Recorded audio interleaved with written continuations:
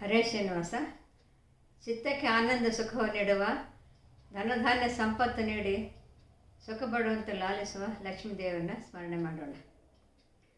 ನಿಲ್ಲು ನಿಲ್ಲೆಂಬುವರ ಕೊಲ್ಹಾಪುರ ಲಕ್ಷ್ಮಿ ಯಾರಲ್ಲಿ ಇರುವೆಯೇ ಪೇಳಮ್ಮ.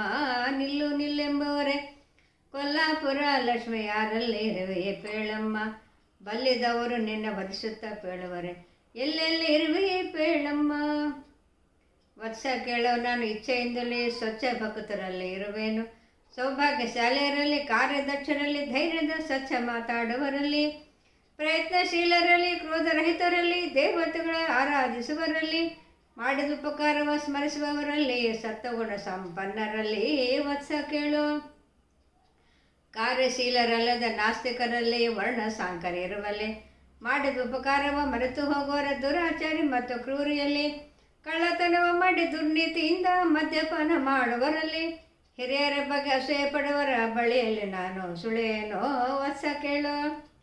ಸ್ವಧರ್ಮರಲ್ಲಿ ನಿರತರಾಗಿದ್ದು ವೃದ್ಧರ ಸೇವೆ ಮಾಡುತ್ತಾ, ಜಿತೇಂದ್ರಿಯಳಾಗಿ ಮನಸ್ಸು ಸಾಧನೆ ಇಟ್ಟುಕೊಳ್ಳುವ ಸ್ತ್ರೀಯರಲ್ಲಿ, ಕ್ಷಮಾಶೀಲರಾಗಿ ಸತ್ಯ ಮಾತುಗಳಡಿ ಸರಳ ಸ್ವಭಾವದವಳಾಗಿದ್ದ ದೇವ ಬ್ರಾಹ್ಮಣರ ಪೂಜಿಸುವಂಥ ಸ್ತ್ರೀಯರಲ್ಲಿ ನಾನಿರುವೇನೋ ವತ್ಸ ಕೇಳು.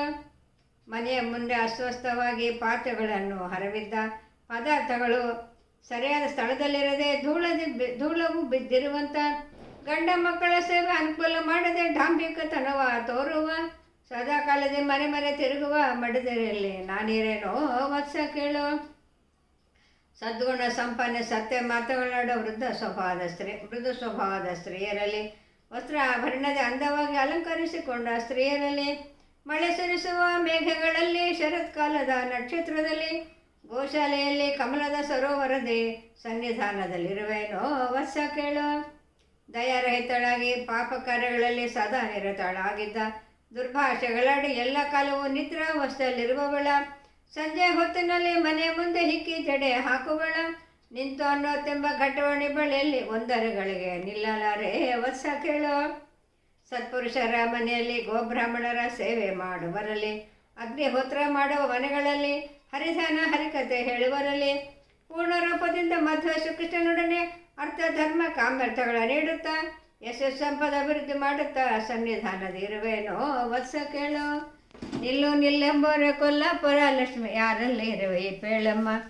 ಬಲ್ಲಿದವರು ನಿನ್ನೆ ವಧಿಸುತ್ತಾ ಕೇಳುವರೆ ಎಲ್ಲೆಲ್ಲಿ ಇರುವೆ ಪೇಳಮ್ಮ, ಎಲ್ಲೆಲ್ಲಿ ಇರುವೆ ಪೇಳಮ್ಮ.